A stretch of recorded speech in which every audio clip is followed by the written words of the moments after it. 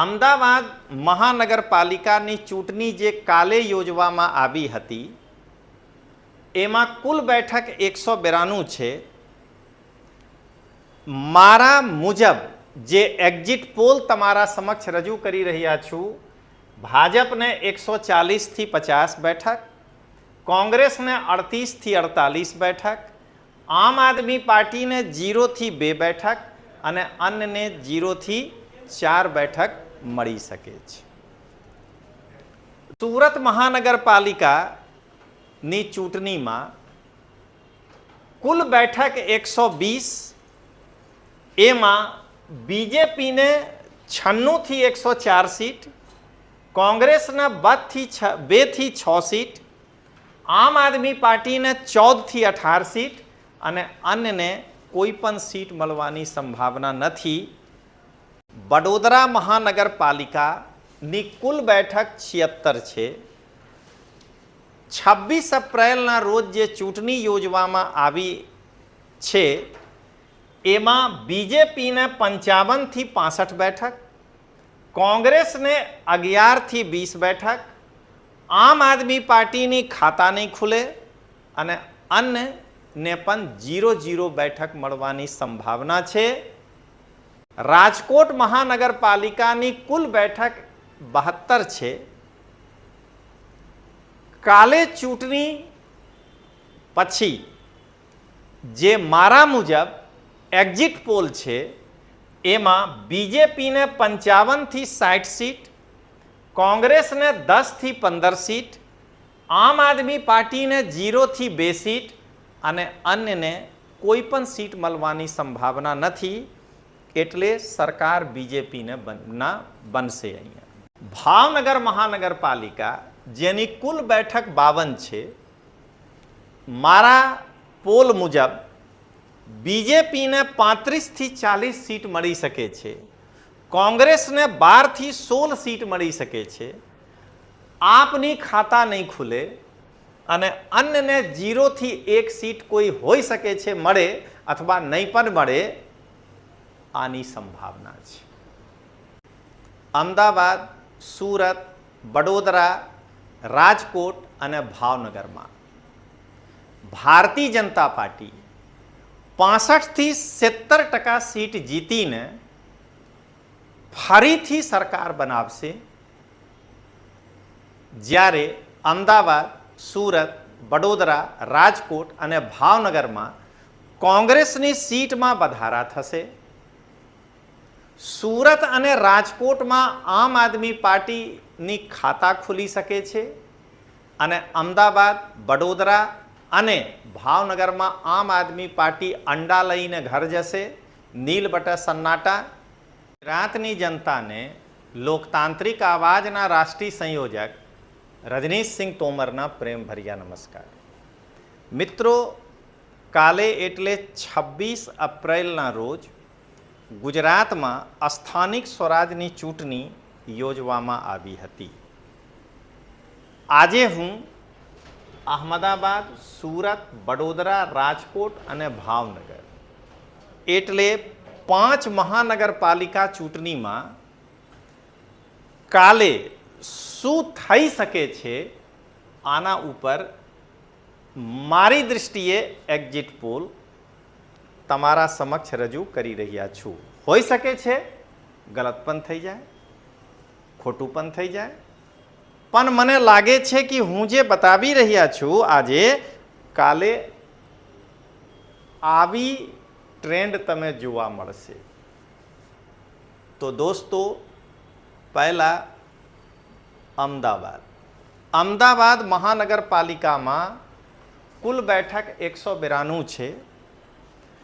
મને લાગે છે કે બીજેપીને 140 થી 150, કોંગ્રેસને 38 થી 48, આમ આદમી પાર્ટીના મારા મુજબ તો ખાતા નહીં ખુલશે, પણ એક્ઝિટ પોલના એક નિયમ છે 0 થી 2 અને અન્ય 0 થી 4. અહીંયા મિત્રો હું તમારા સમક્ષ એક પંચ કહેવા માંગુ છું.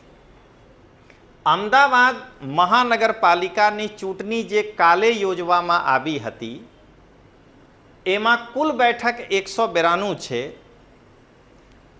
મારા મુજબ જે એક્ઝિટ પોલ તમારા સમક્ષ રજૂ કરી રહ્યા છું, ભાજપને 140 થી 50 બેઠક, કોંગ્રેસને 38 થી 48 બેઠક, આમ આદમી પાર્ટીને 0 થી 2 બેઠક અને અન્યને 0 થી 4 બેઠક મળી શકે છે. દોસ્તો,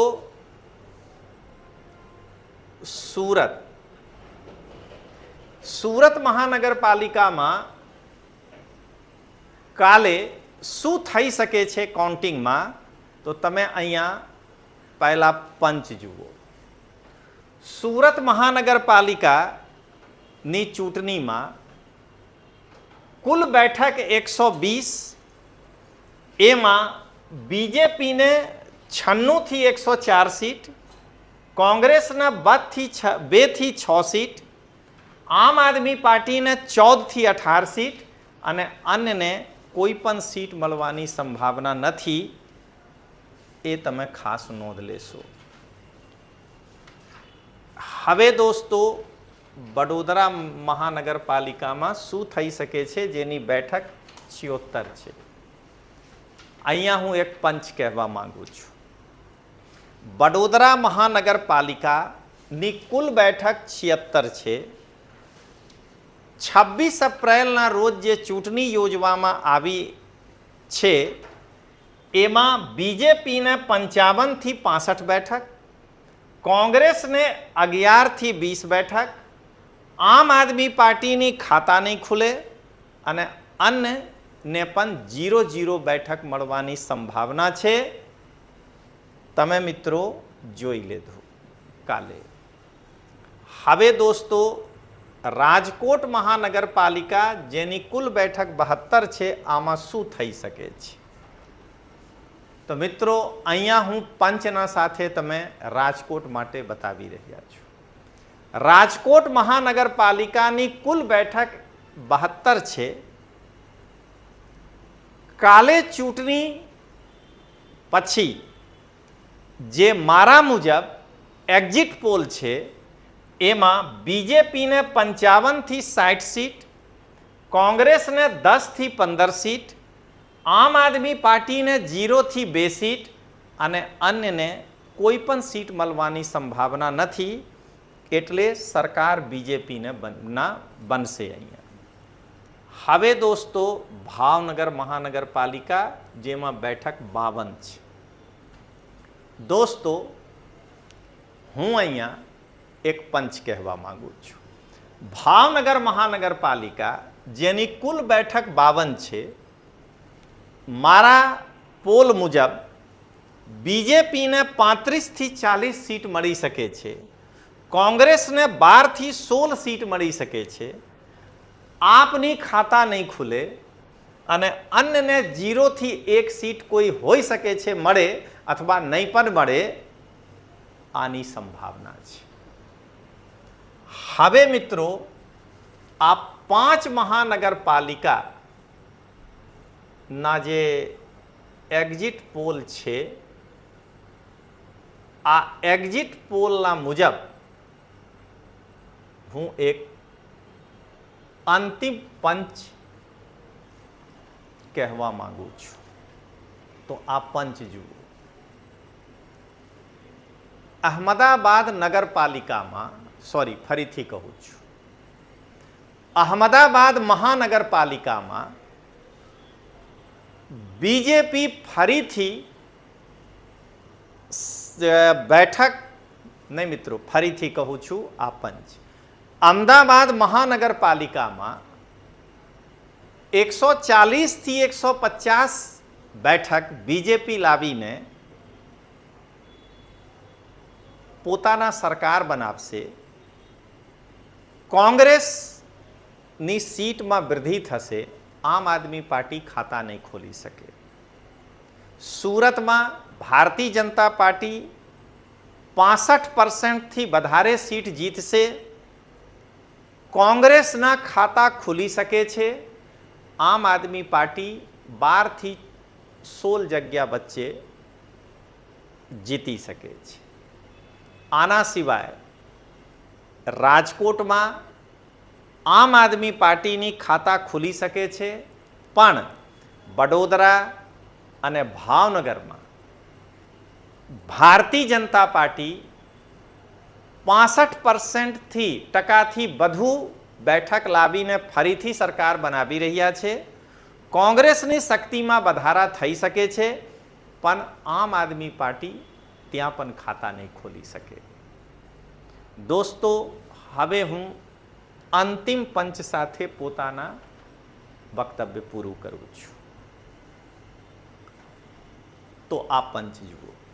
અમદાવાદ, સુરત, વડોદરા, રાજકોટ અને ભાવનગરમાં ભારતીય જનતા પાર્ટી 65થી 70% સીટ જીતીને ફરીથી સરકાર બનાવશે,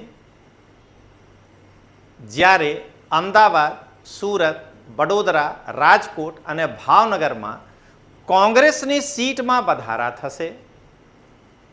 સુરત અને રાજકોટમાં આમ આદમી પાર્ટીની ખાતા ખુલી શકે છે અને અમદાવાદ, વડોદરા અને ભાવનગરમાં આમ આદમી પાર્ટી અંડા લઈને ઘર જશે.